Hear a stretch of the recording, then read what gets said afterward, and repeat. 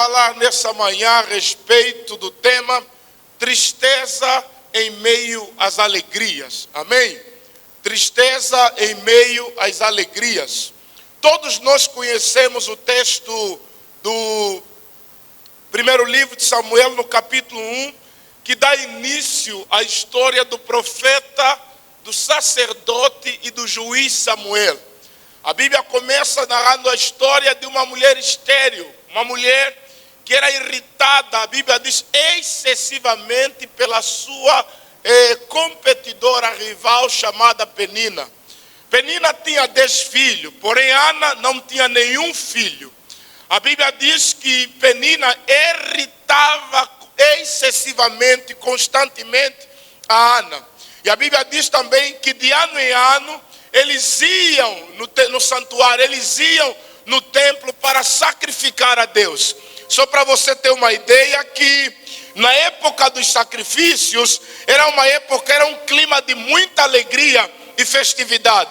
Mas a Bíblia fala que para Ana eram dias de tristeza. Todo mundo comia, todo mundo bebia, mas Ana não podia comer, não podia beber, porque Penina tinha filho. E Flávio Josefo, quando Elcana fala para Ana, não que sou melhor do que 10 filhos, Flávio Josefo sugere que Ana tinha 10 filhos, ou melhor, Penina tinha 10 filhos. Então, para Penina era uma grande alegria naquela festividade, ela ver os seus filhos brincarem, correndo na sua frente, naquela peregrinação. Mas para Ana, ela está casada com Elcana, ele é a mulher legítima, mas a tristeza de não gerar a filhos. Então, para os judeus naquela altura, uma mulher que não podia gerar filhos, ela poderia pensar que, olha, eu fui amaldiçoada por Deus por conta talvez de um pecado. Então, quando todos se alegram, quando todos estão felizes, Ana, ela está triste. Ana está amargurada de coração. A primeira vez que a poligamia aparece na Bíblia está lá em Gênesis 4:19. Poligamia aparece pela primeira vez com um homem chamado Lameque, o homem que casou com 2 mulheres, o homem que afrontou Deus queria mudar a ordem da criação. Esse homem teve pela primeira vez 2 mulheres, e depois você vai ver que a história vai se repetindo com outros homens. Não porque Deus aprovou, mas porque a dureza do nosso coração muitas vezes nos faz isso. Elcana talvez arranjou Penina porque estava vendo que a legítima não estava dando filho, né? Parece nós africanos que a qualidade de ter filhos é mais importante do que a felicidade que as pessoas têm no lar. Muitas pessoas são pessoas felizes dentro do lar, mesmo às vezes quando falta filho. Mas a pressão familiar começa a fazer com que aquilo que era felicidade se transforma em uma tormenta. Então, nesse acervo de tristeza da vida de Ana, nós podemos perceber que Ana tem uma esterilidade provocada pelo próprio Deus, segundo o versículo 5, que a Bíblia vai dizer que Deus a tornara estéril. Deus permitiu que Ana fosse estéril. Então ela não estava sendo amarrada, não estava sendo bruxada. Ninguém da família de Elcana, ou da família da Penina, ou da família da própria Ana estava a amarrar a vida da Ana.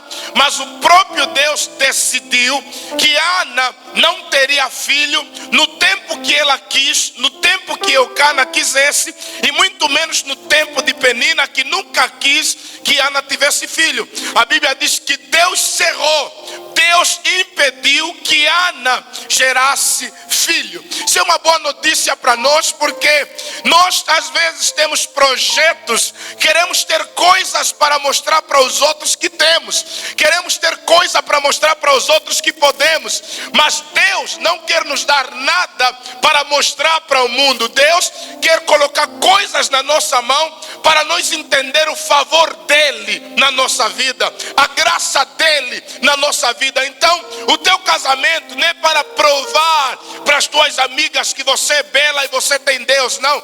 É para provar para você que Deus te favoreceu. O teu carro, a tua casa, o teu trabalho, não é para você olhar para outras e dizer eu estudei, eu tenho, não. É para você entender que Deus me favoreceu. A misericórdia dele se manifestou na minha vida. Então, por enquanto Ana queria ter para mostrar para Penina, Deus não lhe deu. Até que Ana entendeu que eu não preciso ter para mostrar para ninguém, mas eu preciso ter porque me fará bem, e eu preciso ter porque Deus será glorificado. E aí Deus se manifesta na vida de Ana. A Bíblia diz que Deus, no seu tempo, abriu a madre de Ana. É interessante que Ana já fazia parte do futuro de Deus, porque, amado, Deus te projetou para um futuro. Muitas mulheres tiveram filhos comuns. Penina teve 10 filhos comuns que nem a Bíblia se deu o trabalho de mencionar o nome de um dos filhos da Penina. Mas o único filho da Ana fez história em Israel, fez história na Bíblia, está fazendo história até nós. Então eu digo para você nessa manhã que os teus filhos não são comuns, a tua casa não é comum, o teu lar não é comum, o teu trabalho não é comum, o fruto do teu ventre não é comum. Eu não estou pregando nessa manhã para pessoas comuns. Ainda que você não tenha o que todos têm, isso te torna uma pessoa incomum. Deus está olhando para você e está dizendo: você não é comum, você faz parte de um futuro que eu tenho preparado para essa cidade. Você faz parte de um futuro que eu tenho preparado para a sua família. Por isso você precisa dizer: quando eu não entendo, eu confio. Quando eu não entendo, eu espero. Quando eu não entendo, eu olho para Ele e eu entrego o meu futuro nas mãos dEle. Se alguém está comigo, diz amém. Amém. Alguém pode aumentar um pouco o fundo? Queridos, quando você olha para a Bíblia, existiram algumas mulheres que tiveram filhos não comuns. Como exemplo temos Sara, que gerou Isaac, Gênesis 18. Sara era estéril, mas quando Deus abriu a madre, 25 anos depois da promessa, a Bíblia diz que Sara gerou Isaac. Isaac também gerou Jacó e Esaú, através de Rebeca, também estéril. Sara, uma mulher estéril, gera um filho da esterilidade. O filho casa com uma mulher estéril, e da esterilidade sai gêmeo, sai um Esaú e um Jacó. Agora Deus vai se chamar Deus de Abraão, Deus de Isaac e Deus de Jacó. São filhos que nascem de partos incomuns. Também outra mulher que gerou filhos, um filho incomum, Raquel. Raquel não podia gerar filhos, mas em Gênesis 30, Raquel gerou José. Amém? Outra mulher que gerou um filho em comum, a mãe de Sansão. A minha tristeza é que o escritor bíblico não colocou o nome dela aí, a esposa de Manoá. Era uma mulher estéril que não podia gerar, mas quando Deus lhe aparece, ela gera um Sansão da vida, um homem que levantava portões, o homem que já nasceu no Antigo Testamento com o Espírito dentro dele. Amém? O homem que não precisou subir monte para orar, para ser cheio. Deus falou, desde o ventre ele é cheio. E outra pessoa que nasceu, filho em comum, Isabel, mãe de João Batista.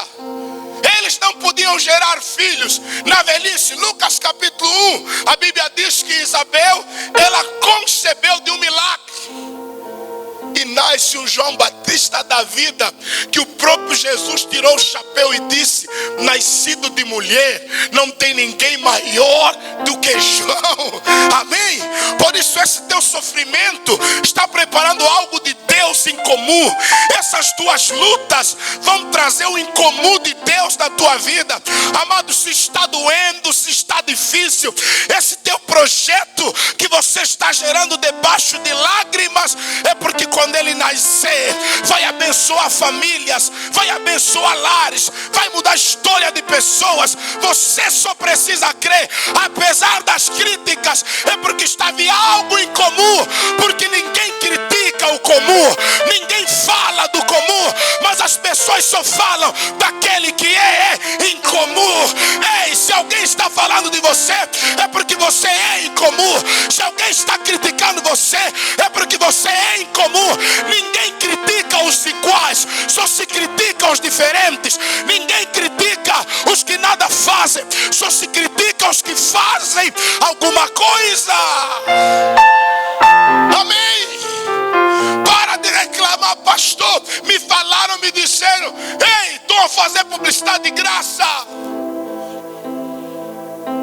Você não sabe que o setor mais caro no mundo é publicitário?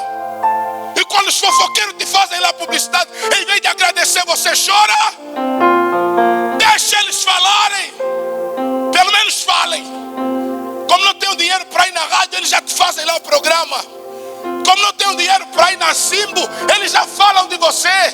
Como as minhas postagens não chegam em outras pessoas, eles já postam, falam mal de mim. Esses dias tive a honra de ser colocado entre a lista dos hereges de Angola. E lá estava Sadraque, Ismael. Falei, rapaz, meteram como herege perto de Sadraque e de Ismael. Que honra! Amém? Ainda que apareço como herege. E é interessante que toda vez que me postam como herege, alguém vai lá na minha conta do YouTube e vê lá se eu sou herege e me dá mais visualização.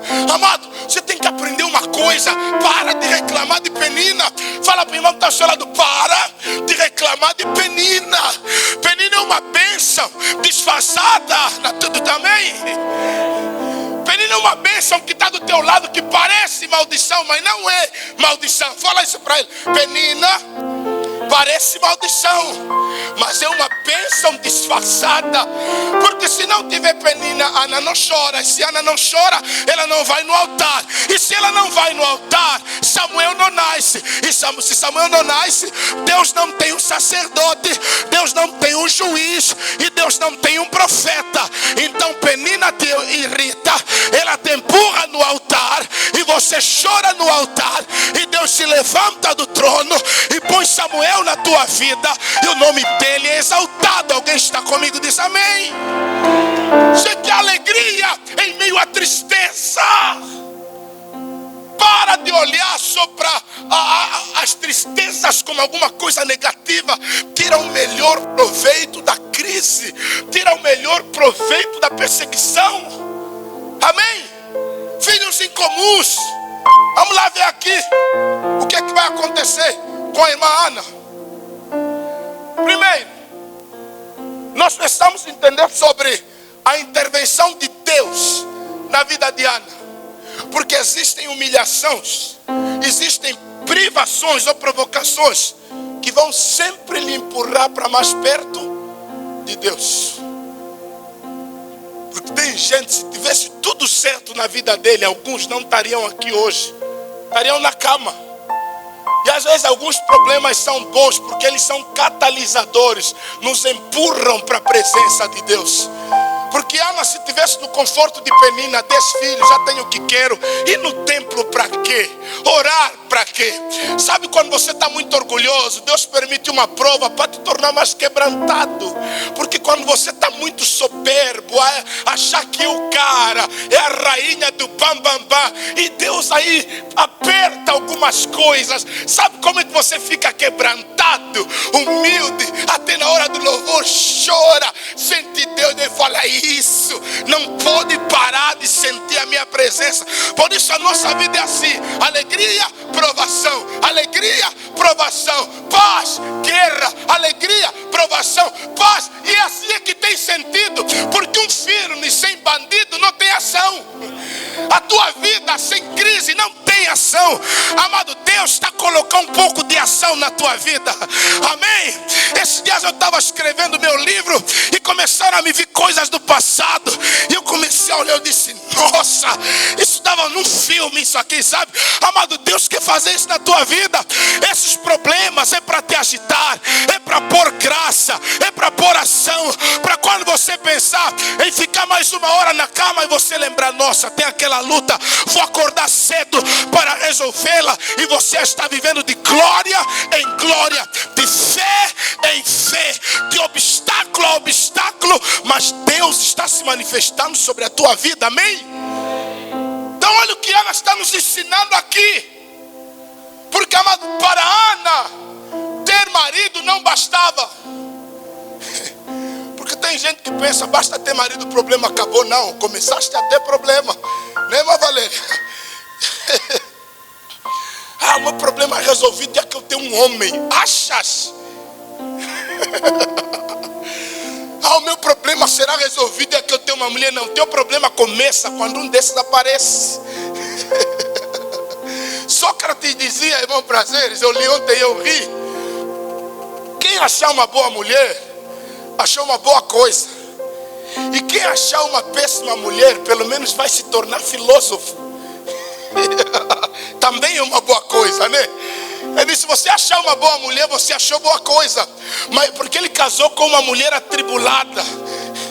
Sócrates casou com uma mulher frustrada, que ele dizia que ela primeiro trovejava, gritava, depois chovia. Ele estava falando, chorava.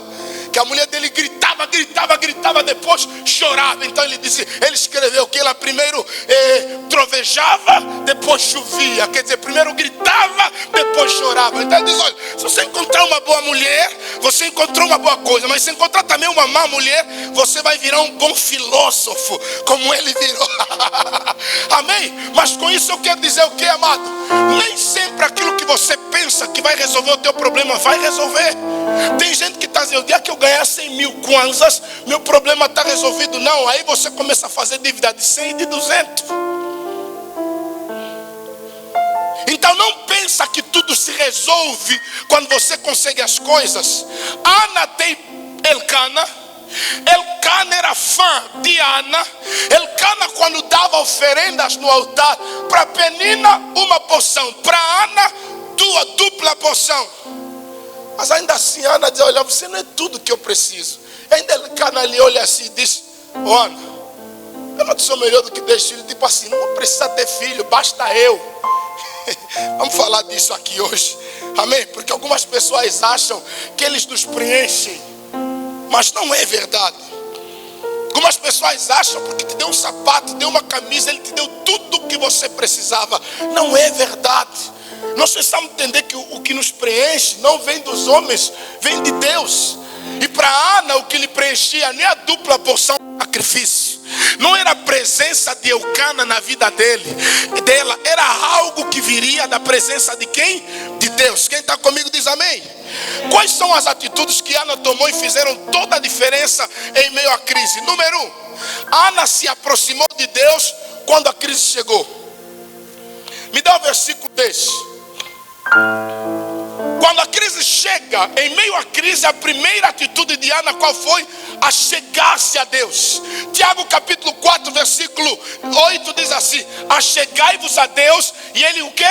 Se achegará a vós. Então, quando tudo ficou difícil, Ana não desistiu dos cultos. É isso que a igreja de Benguela precisa entender, que as provações e tribulações não devem nos afastar de Deus. Ana poderia dizer, ouro, jejum, dou dízimo, sacrifício, e nada acontece, não quero mais saber desse Deus. Não, quando as lutas chegaram, Ana se aproximou de Deus. Aí no versículo 10 diz assim: ela, pois, com amargura de alma, orou ao Senhor e chorou abundantemente. Verso 11. E fez um voto dizendo: Senhor dos exércitos, se benignamente atentares para a aflição da tua serva, e de mim te lembrares, e da tua serva não te esqueceres, mas a tua serva deres um filho homem, ao Senhor o darei todos os dias da sua vida, e sobre a sua cabeça não passará navalha. Então a primeira atitude da Ana, em meio à crise, em meio às diferenças, em meio às perseguições, a primeira atitude de Ana que fez toda a diferença é essa: aproximou-se a Deus, achegou-se a Deus. Está sendo açoitada por Penina, está sendo açoitada pela esterilidade. O que é que ela faz? Se achega a Deus. Em vez de se afastar, ela se achega. Em vez de desistir, ela persiste. Ela poderia ter perdido a vontade, mas não perdeu. Ela tinha razões para não ir naquela festividade. Todo mundo ia alegre para sacrificar. Ana é a única triste, mas ela disse: olha, eu não tenho razões para ir, mas ainda assim eu vou no templo. Porque o teu milagre está naquele dia que você não quer fazer nada. O teu milagre está escondido naquele dia que você não quis acordar. O teu milagre está escondido naquele dia que você não queria mais lutar. E quando você pensou que ia parar, desistir da vida, é aí que Deus faz o milagre sobre a tua vida. Por isso, quando Ana pensou em desistir, pensou em parar, as lutas, as dificuldades de Ana não lhe tiraram do altar. Então, diante das crises, diante das lutas, nós só temos duas opções. A primeira, duvidar da soberania de Deus. Duvidar da soberania de Deus é o que, pastor? É achar que Deus perdeu o controle da nossa vida. Eu acho interessante que tem crente que tenta provar para Deus que o problema dele é muito grande. E Deus às vezes olha para ele e começa a rir, sabe? É aquele crente que senta com Jesus e começa a dizer: Senhor, você não tem noção da cruz que eu carrego. Você não tem que Jesus está dizendo: o quê? Como é que é a tua cruz? Pelo menos a minha só tinha os pecados de toda a humanidade. Pelo menos a minha só tinha os problemas de todo mundo. E os teus problemas de quem são os teus que você causou? Então, às vezes, nós queremos provar para Deus que o nosso problema é gravíssimo e que Ele não vai aguentar. Senhor, a minha história, se eu te contar, o Senhor chora comigo. Irmão, como é que vai? A paz do Senhor é, pastor, melhor do que mereço. Autocomiseração. Queremos provar que Deus perdeu o controle. Essa é a primeira atitude diante das provações, das crises, das lutas. Duvidar da soberania de Deus. A segunda opção é nós nos apegarmos e crermos que o nosso Deus está no controle. Eu não sei como vai ser amanhã. Eu não sei o que vai acontecer daqui a pouco. Mas eu sei que os pensamentos de Deus para a minha vida são pensamentos de paz e não de mal. Por isso, se o domingo de hoje está muito difícil, todos os dias eu creio que a segunda-feira será melhor. Se a segunda-feira for difícil, todas as terças eu acordo crendo que hoje alguma coisa. Motiva a viver é isso. É acordar e não ver a minha cara na última página do jornal, onde tem aquelas fotos preto e branco com cruz. Aquilo me motiva. Eu procuro a minha cara lá, a parte do jornal que eu mais gosto, minha capa principal é a última página lá atrás, onde tem bué de foto preto e branco, e você vê, nossa, muitos morreram, e você procura a tua cara. Procura lá Isaac no Fungula, não está. Procura a Micaela, prazer, a tua foto não está lá. Então você está vivo. E se você está vivo, Deus está dizendo: eu ainda posso fazer um milagre na tua vida.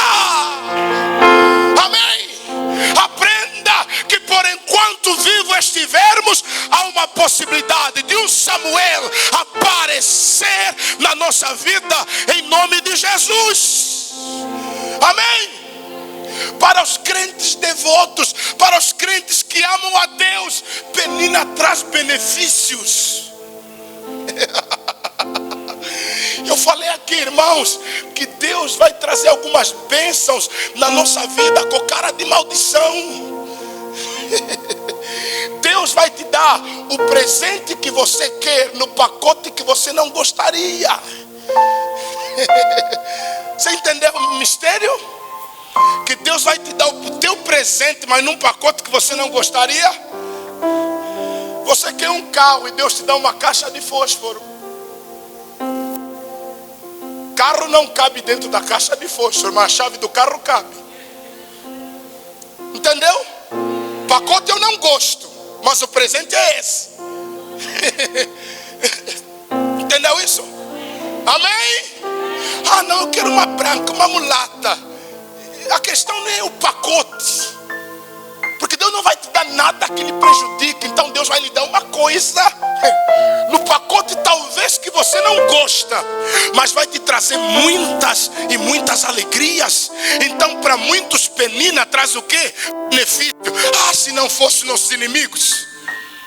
Ah, se não fosse aqueles que já olharam para mim e disseram: você nunca vai ser nada.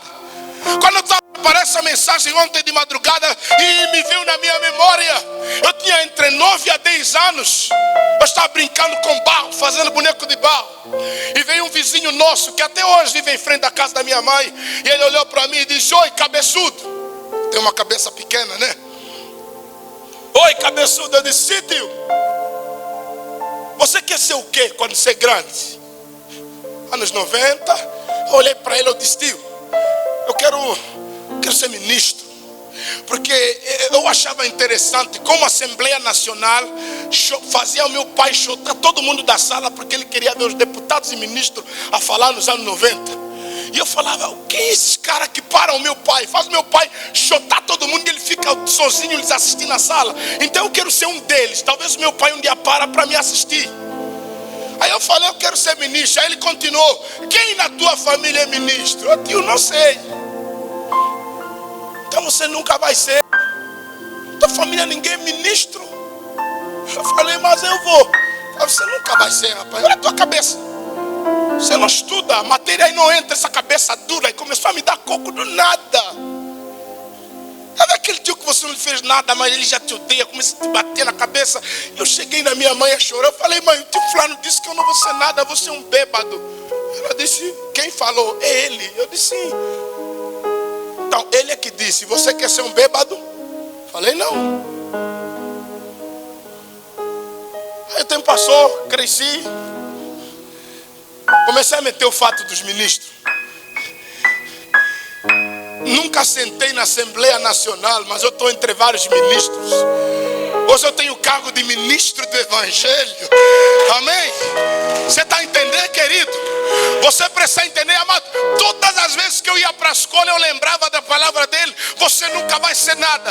E eu sempre lembrei dele quando chegava a época de prova. Quando chegava o tempo de prova, eu não queria estudar, mas é como se um demônio vinha com a cara dele e dizia: oi, você nunca vai ser nada. Aí eu ia para estudar, e eu vou, estudo, e aprovo, e vou para o médio, e vou para a faculdade. Até hoje, quando eu quero parar de estudar, parece que ele aparece e diz: oi, você nunca vai ser nada. Essa penina que desde 90 me acompanha, ela só tem me feito bem, porque por conta dele eu tenho chegado em lugares. E hoje eu chego lá no bairro da minha mãe, aí desço o combate é bom, e aí ele fala: oh, reverendo, bom dia. Hoje é reverendo mais velho. Esqueceu em 90, né? Hoje tem que olhar para mim e dizer: reverendo, eu quero dizer para você, para de chorar as provocações de penina. Amanhã alguém vai olhar para você e vai dizer: quem te viu e quem te vê? Quem diria que você chegaria aonde você chegou? Alguém está recebendo essa palavra? Eu vim nessa manhã pregar para alguém que está inconformado e está dizendo: penina, pode publicar mais, pode falar mais, pode fofocar mais, porque quanto mais você fofoca, mais eu oro, mais eu luto e Deus me usa. Você pode usar as crises contra você ou a favor de você. Eu poderia ligar a razão e dizer: eu nunca mesmo vou ser nada. Olha, meus irmãos, minha irmã que eu sigo teve o primeiro filho com 14, teve o segundo com 16, teve o terceiro com 18, teve o quarto com 20. Minha irmã que eu sigo, e eu aqui. Olha para os meus irmãos mais velhos, um virou bêbado, outro virou não sei quem, e eu aqui. Na minha casa até cão bebia fino, e eu lá naquele meio. Bebida era normal na minha casa.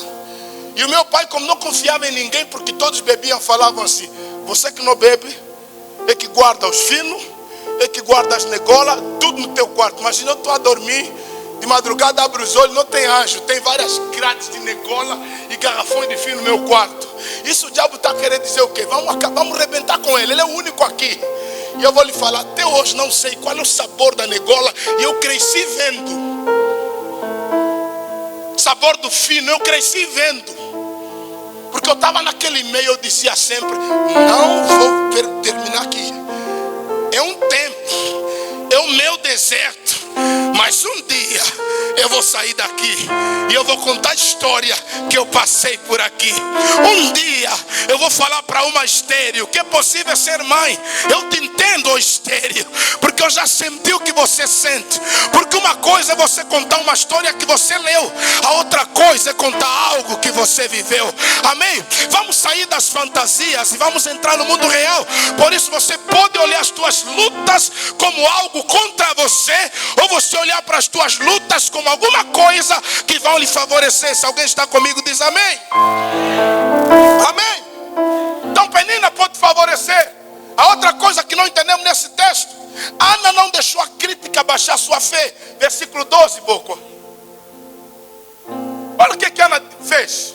Está sendo criticada, está sendo humilhada, e a Bíblia diz: sucedeu que, perseverando ela em orar perante o Senhor, Eli a observou, como ele observou a sua boca. No verso 13: porquanto Ana no seu coração falava, só se moviam os seus lábios, porém não se ouvia a sua voz, pelo que Eli a teve por embriagada. Mas imagina, você já está passando problema no casamento, na família, falta de dinheiro ou dívidas. Vem no culto, começa a chorar na igreja. Pastor fala, essas irmãs que ficam bêbadas, vem aqui, é bêbada, chorar, estou aqui. Que não é lugar de chorar. Como é que você fica, irmão? O teu pastor está te chamando de bêbada quando você está o quê? Triste, amargurada. Mas você acha que isso entristeceu Ana?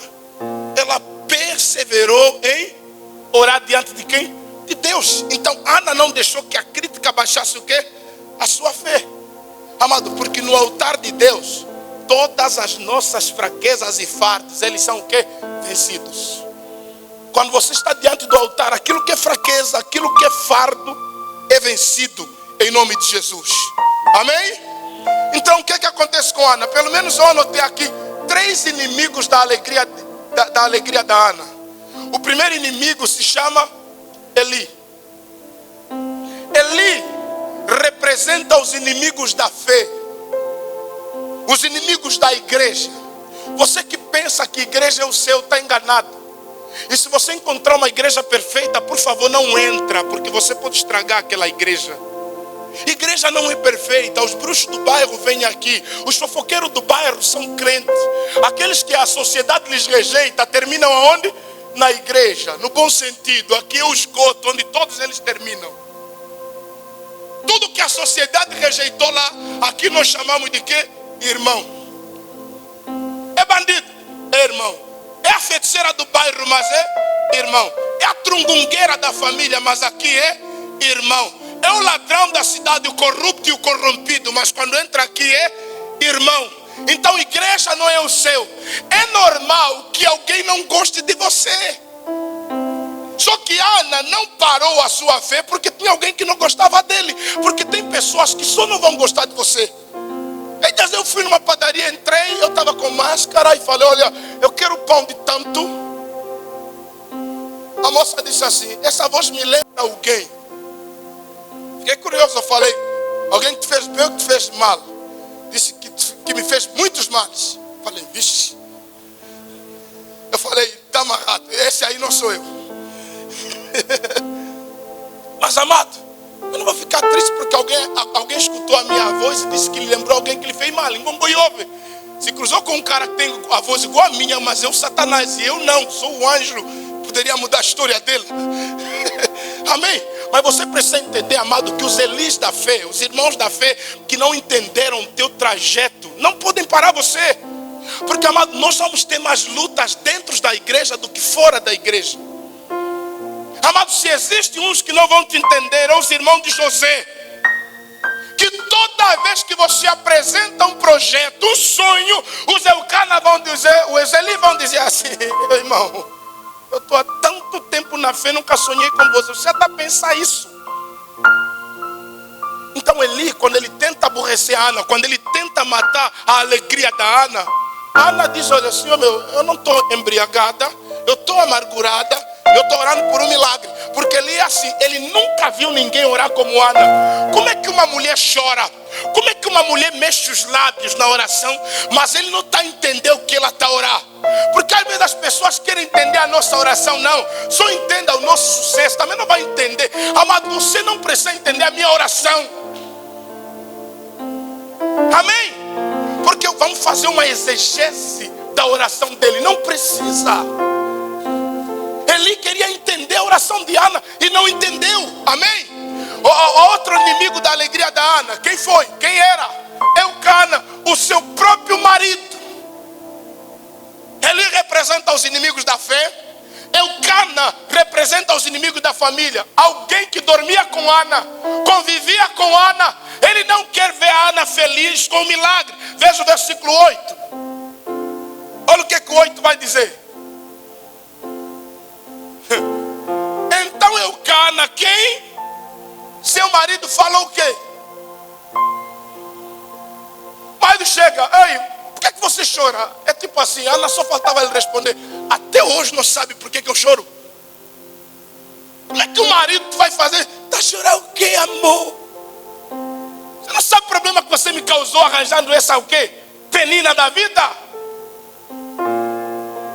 Porque quem arranja a penina é Eucana. E quem sofre por causa de penina? Ana. Porque alguns vão buscar o de culo e trazem problema por lá. É os homens que andaram muito, trouxeram sida em casa. A coitada está fiel, está se guardando. E uns são mais diabo ainda, que eles já estão a tomar os antirretrovirais há muito tempo e não fala para a coitada. Aí infeta, reinfeta e desinfeta a coitada. E ele já está a tomar remédio. Quando a outra está lá a morrer, ele fala, não, estou bem, vê como eu estou gordo. O problema é que, não, é que você já começou a se guardar, a se cuidar. Esse torcido há muito tempo está a matar outra. É você que arranja as peninas, mas quem sofre é Ana. É os pais que arranjam outros casamentos, mas quem sofre é os filhos. Eu vou repetir o que eu falei aqui o ano passado, antepassado. Que existem mulheres que estão aí na rua, aquilo que está na cabeça não é cabelo brasileiro, é saco de arroz das crianças. Marido deixou de comprar arroz para os filhos para dar nessa porca por enquanto aí. Deixou de pagar a propina dos filhos para pagar o cabelo, o batom, o salto alto nessa por enquanto aí. Por isso umas estão em cima dos sacos de arroz, dos litros de óleo das crianças que estão a morrer de fome. Você está sendo sustentada pelo marido alheio. Saiba que essa roupa não é roupa, é o arroz, é o lombi, é as couves das crianças que estão no teu corpo.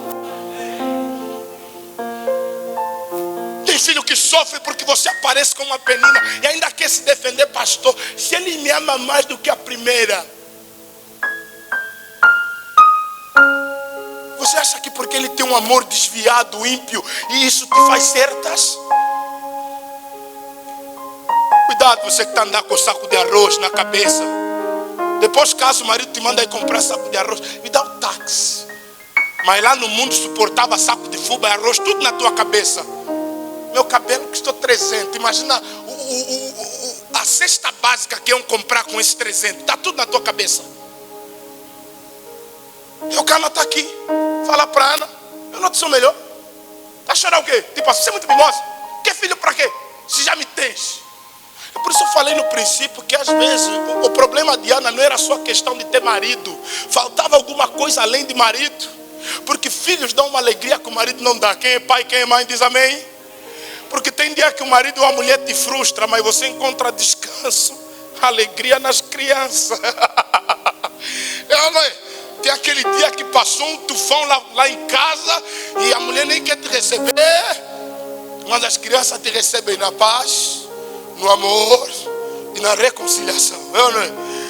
Não existe nada melhor do que receber o abraço de um filho, de uma filha. Tem um pai que já recebeu uma coisa dessa? O abraço mais sincero. É ou não é? Oh, coisa gostosa. Não, paternidade você tem que fazer também para entender o que eu estou a falar. Porque são os pais que recebem carinho dos filhos, estão a entender a minha língua, amém? Mas vamos lá. Eucana, que queria matar o sonho de Ana, está dizendo, você não precisa ter isso. Você não precisa orar dessa forma, porque alguns casamentos anulam o sonho dos outros. Tem homem que se você casa com ele, irmã, está dizendo, minha mulher não pode fazer nada, tem que ficar em casa à minha espera o dia todo.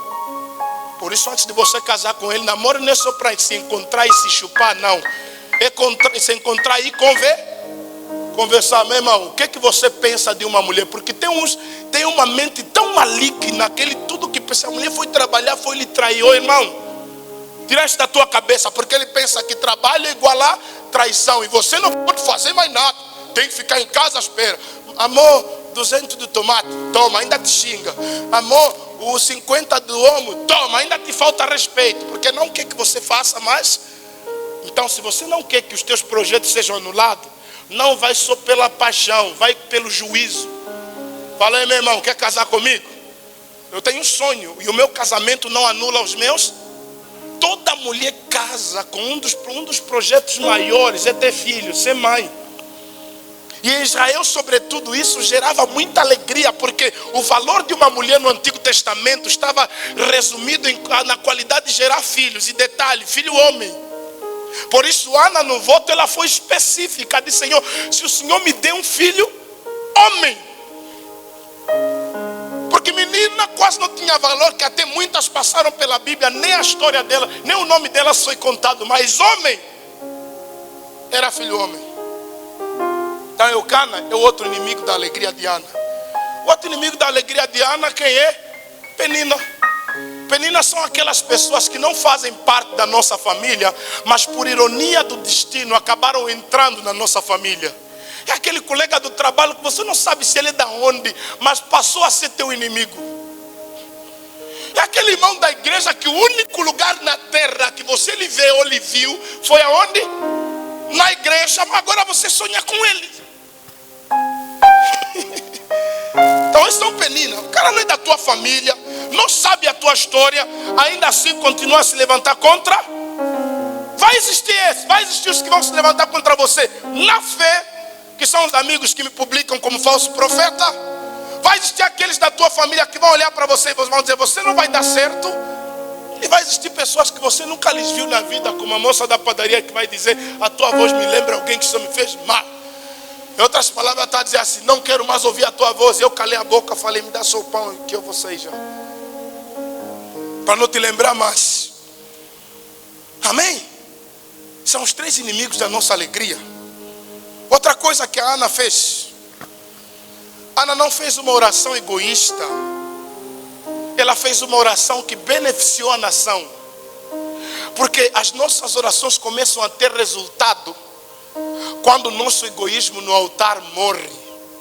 As nossas orações começam a ter resultados quando nós deixamos de lado todo o nosso egoísmo, toda a nossa soberba e todo o nosso orgulho. Então Ana fez uma oração que beneficiou o seu ventre. Ana fez uma oração que beneficiou a religião dela.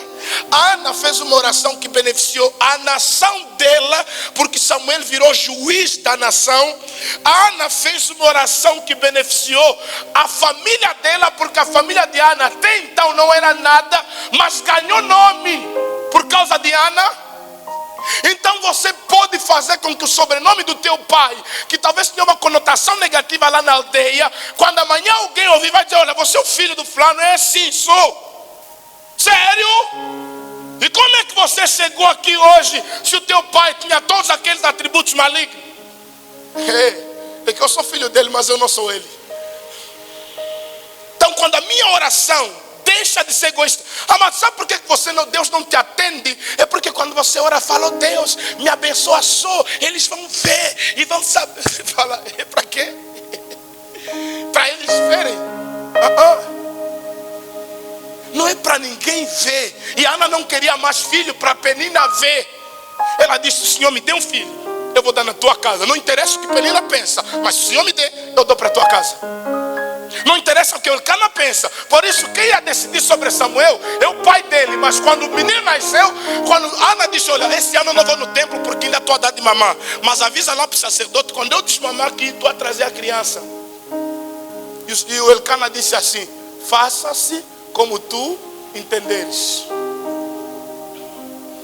Amados, não deixa que a tua oração egoísta impeça com que as respostas de Deus chegam na tua vida.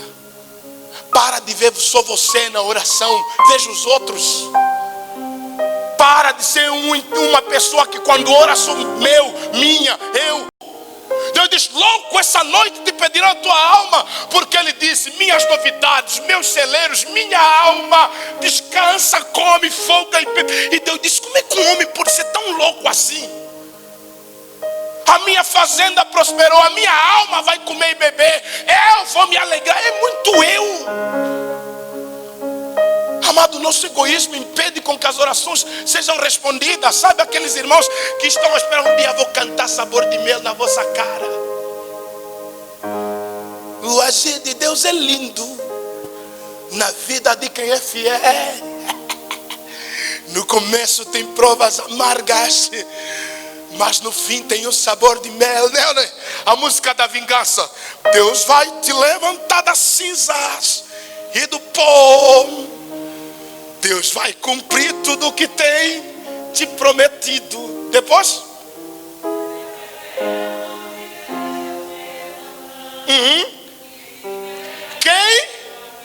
Quem tiver vai falar que você mesmo é. Ana não queria mostrar isso para ninguém. Ana só queria dizer, eu vou ter filho, vou dar na casa do Senhor. Eu sei que o templo está tão depravado que eles precisam de um homem de Deus aí. Porque os filhos de Eli, Ofni, Fineia, irmão Prazeres, aqueles camaradas eram terríveis. A Bíblia fala que eles ficavam na porta, esperavam as irmãs e dormiam com as irmãs. Ofni, Fineia. E Deus estava tão frustrado com ele que disse, olha, Eli, escuta, que eu vou matar os dois no mesmo dia. Eu vou matar os teus dois filhos. E para você entender que eu é que lhes matei, porque me provocam ira, os dois vão morrer na mesma hora e no mesmo dia. Aqueles filhos de Eli eram tão carnais e Ana via. A Bíblia diz, irmão Prazeres, que eles quando chegavam no altar, alguém trazia carne para o sacrifício. Sabe o que eles faziam? Pegavam um garfo, a carne que era para Deus, eles iam no altar e tiravam. Esse daqui é meu. E levavam nas casas dele. Tirar do altar para eles. Pegavam as mocinhas da igreja e dormiam com as irmãs. Era um filme, mas eram casados. E do lado do céu está ali, vou matar tudo, vou matar. E Ana, quando chegava, via eles na namoradeira com as irmãs, falava assim, eu vou te dar um que não vai ser igual a esse. Eu vou te dar um diferente desses. Por isso você entende que Ana, ela ora e não pensa só em si mesma. Faz uma oração que beneficia os outros. Irmão, para de orar para os outros morrerem. Oh, Deus mata, parece Boko Haram esse irmão.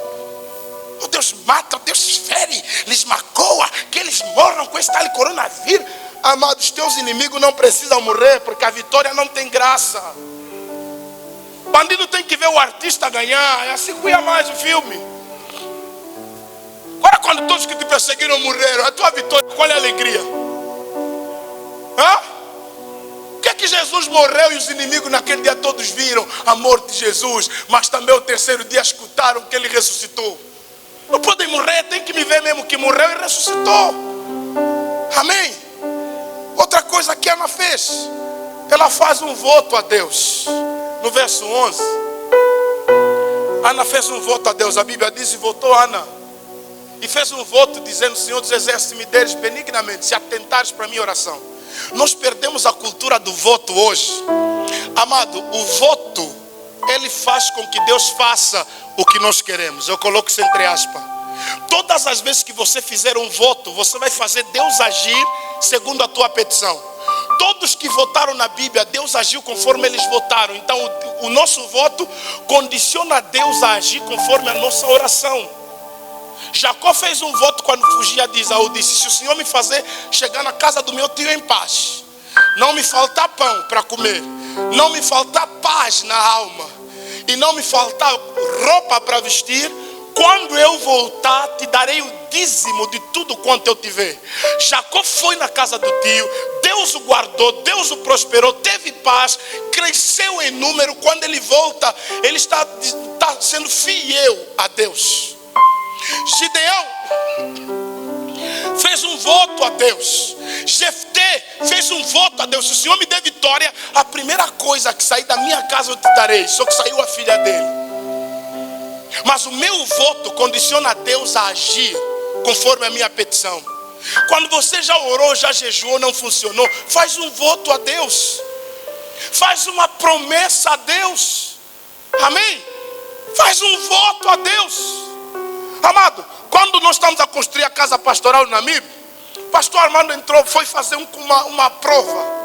E ele fez um voto com Deus. Disse: Senhor, se o Senhor me permitir que eu entre nesse trabalho da educação, eu vou te dar os meus primeiros 3 salários. E eu estava orando: Senhor, não temos chapa. Onde é que vamos tirar os 490 mil para pagar a chapa da casa? E afinal o outro lá está fazendo um voto que se o Senhor abrir a porta, Ele vai dar tudo na casa de Deus. Isso vai beneficiar a casa pastoral.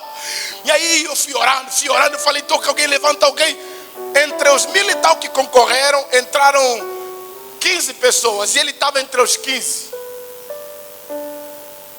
Primeiro salário ele pegou 400 e tal pau e trouxe. Disse: pastor, está aqui o voto. Falei: a chapa. Vamos comprar a chapa da casa pastoral. Amado, você precisa entender que quando você faz um voto, Deus age mesmo. Faça votos a Ele, faça a promessa. Se o Senhor me der, se o Senhor fazer, eu vou fazer. E Ana está dizendo: se o Senhor atentar para a minha oração, eu vou pagar, eu vou dar na tua casa. E ela deu. Deus lhe deu Samuel. No tempo devido ela fez o quê? Veio cumprir o voto. Porque nós às vezes fazemos voto quando está apertado, mas quando as coisas melhoram, esquecemos de quem? Da promessa que fizemos de Deus. Corremos na Shoprite, no Oca Imobiliário, vai comprar plasma, vai comprar sapato caro. E o voto? Deus, no fim desse ano. E aí que Deus fala: vou apertar o cerco para você. Não, amado, a Bíblia diz: quando a Deus fizeres um voto, não tarde em cumpri-lo, porque Deus não se agrada de tolo. E amado, a pior coisa para Ana qual era?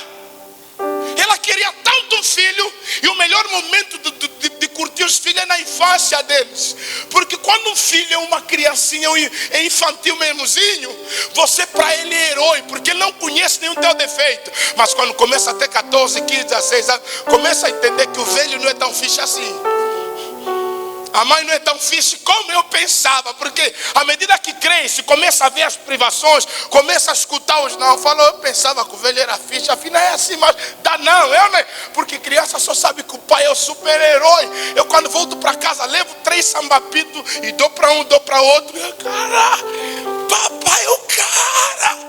Mas daqui a mais um tempo, você vai levar sambapito e vai dizer: a pensar o quê, velho? Sambapito. Amém, irmãos? Mas você tem que entender isso, querido. Faça votos a Ele. E Ana foi lá e pagou. E deu Samuel. Pegou os animais, pegou lá a farinha. Disse: olha, não vou levar só o menino, vou levar também com algumas coisas. Levou lá comida, fez uma cesta básica. Olha, você não vai só lá gastar a fuba do sacerdote, leva também a tua. Deixou Samuel, fez um voto. Sexto, para finalizar, Ana foi fiel a Deus depois da crise. É isso que nós não aprendemos. Me dá o 24 para finalizar. Ana foi fiel depois da crise. E havendo-o desmamado, tomou consigo. Olha aqui, Ana não traz só filho, também traz as bênçãos. Tomou Samuel consigo, né? Com 3 bezerros, uma efa de farinha, um odre de vinho, e levou-o à casa do Senhor em Siló. E era um menino ainda muito. Foi onde ela levou o filho dele para ser cuidado por Eli, que tinha 2 filhos carnais, e ainda o bebê era muito criança. 25. E degolaram o bezerro e trouxeram o menino para Eli. Amado, muitos estão fazendo voto nessa fase. Se eu não morrer com esse coronavírus, lá sou como ele, Deus, vou te servir mesmo. É só as coisas começarem a minimizar um pouco, começar a ver que, olha, já não está tão feio assim. Amado, quando o coronavírus há 3 meses começou a apertar e se deram os primeiros casos no nosso país, até os ímpios começaram a postar texto bíblico. É só saber que a coisa diminuiu, não diminuiu, piorou, mas já estamos aprendendo a lidar com ela. Que você vai ver que os textos bíblicos desapareceram e começaram a repostar as bebedeiras. Mas Ana aqui, ela foi fiel depois do quê? Da crise. E nós temos que aprender com a irmã Ana, que quando a crise chegar, nós temos que ser o quê? Fiéis a Deus. Eu não sei qual é a crise que você está passando hoje, está gerando tristeza na tua vida. Permaneça firme. E quando Deus te honrar, permaneça firme.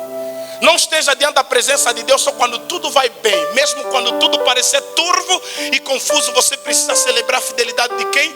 De Deus. Você está comigo? Diz amém. Se coloca de pé e vamos orar nessa manhã. Aplauda ao Senhor, você que entendeu essa palavra.